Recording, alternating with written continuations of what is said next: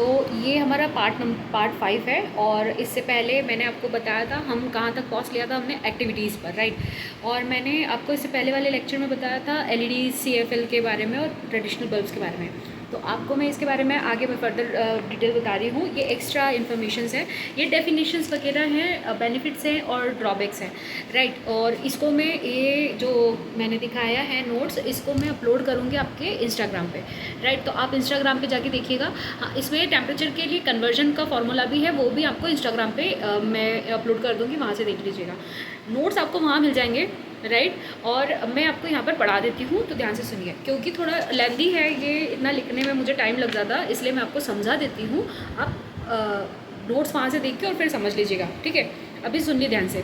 हमें traditional bulbs के बारे में बात करते हैं। तो ट्रेडिशनल बल्ब्स के बारे में मैं आपको बताऊँ तो इनमें जो पुराने पीले कलर के बल्ब आते थे, पीला उजाला जो देते थे, सॉरी पीला कलर नहीं होता था, कांच से होते थे, पूरा कांच बाहर होता था ट्रांसपेरेंट, और जब उन्हें चालू करते थे तो पीला उजाला होता था। उन बल्ब के बारे में मैं आपको बताती हूँ। उनके अंदर जो था वो टंगस्टन का फिलामेंट था। वो टेम्परेचर रीच करता था, पहले हीट जनरेट करता था, हीट क्रिएट करता था, और वही हीट वो हमें बाहर देता था, लेकिन उसमें लाइट का जो एमिशन होता था वो कम होता था।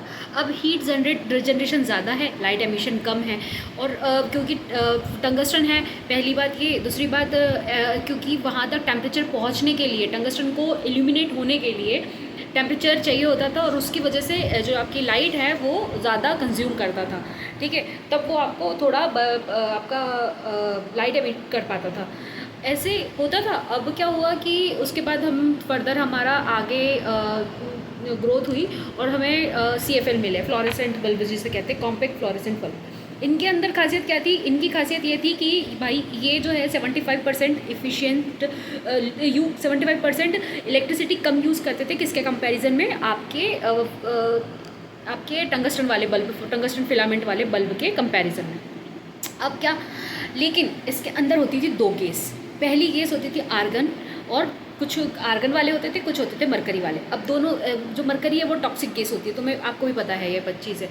तो अब इसे डिस्पोज कैसे करेंगे? तो आपको भी याद होगा कि जब CFL बल्ब टूटते थे तो एक तेज़ आवाज़ आती थी। क्यों? क्योंकि उसके अंदर गैस जो वो होती थी वो कॉम्पैक्ट फॉर्म में आपको फिल रहती थी, और वो जब टूटती थी तो एकदम से आवाज़ ब्लास्ट होता ही था। वो ब्लास्ट जैसी जो आवाज़ आती थी ना, वो आवाज़ इसी की वजह से आती थी, ठीक है। अब क्योंकि एफिशिएंट था तो यूज़ हुआ। इसके आगे फिर फर्दर डेवलपमेंट हुए। उसमें क्या हुआ, फिर आगे हमें LEDs मिले, लाइट एमिटिंग डायोड्स मिले। LED बल्ब का खासियत ये रही कि LED बल्ब में जो होता है वो इलेक्ट्रिसिटी कैसे प्रोड्यूस होती है, आपके सेमीकंडक्टर होते हैं, सेमीकंडक्टर माइक्रोचिप होती है, उसमें इलेक्ट्रिसिटी करंट फ्लो होता है, और देन वो इल्यूमिनेट होते हैं। इनकी खासियत क्या थी कि ये 90% लेस इलेक्ट्रिसिटी ये यूज़ करते थे, किसके कंपैरिजन में? आपके अदर बल्ब्स के कंपैरिजन में, आपके ओल्ड बल्ब्स के कंपैरिजन में, ठीक। इसके बाद इनका जो लाइट था वो ज़्यादा एमिट करते थे और हीट कम एमिट करते थे। यही सेम CFL के साथ था। वो ये जो हीट था वो कम एमिट करता था, लाइट थोड़ी ज़्यादा एमिट करता था, किसके कंपैरिजन में?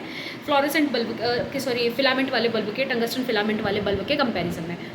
इसकी बात करें CFL की, तो CFL थोड़ा सा उससे एफिशिएंट था। अब सबसे ज़्यादा एफिशिएंट हमें LED मिला, तो हम अब आज के समय में सबसे ज़्यादा हम LED यूज़ करते हैं, राइट।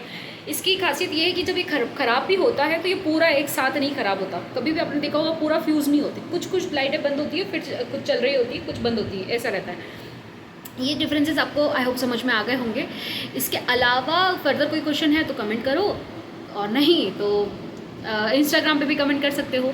नोट्स आपको इंस्टाग्राम पे मिलेंगे, इंस्टाग्राम पर ही मिलेंगे नोट्स। इसके अलावा मैं आपको कहीं और नोट्स नहीं प्रोवाइड करवा पाऊँगी, यूट्यूब पे तो नहीं करवा सकते, आपको भी पता है। तो जो लिखवाती हूँ उसे नोट डाउन कर लीजिएगा। बाकी नोट्स जो रहेंगे वो आपको ये मैं अपलोड कर दूँगी, वहाँ देख लीजिएगा। इसमें जो टेम्परेचर का, कलर टेम्परेचर के बारे में मैंने बताया है, एक आपको कलर टेम्परेचर का पॉइंट दिखाई देगा, वहाँ पर कन्वर्जन है केल्विन और डिग्री सेल्सियस में। कन्वर्जन का फॉर्मूला सिंपल है, उसे देख लीजिएगा। नहीं समझ में आता है तो मैं फिज़िक्स के आने फर्दर लेक्चर्स में जब हम कंटिन्यू करेंगे तो मैं वहाँ आपको समझाऊंगी ही, तो उसमें टेंशन लेने वाली कोई बात नहीं है, ठीक है।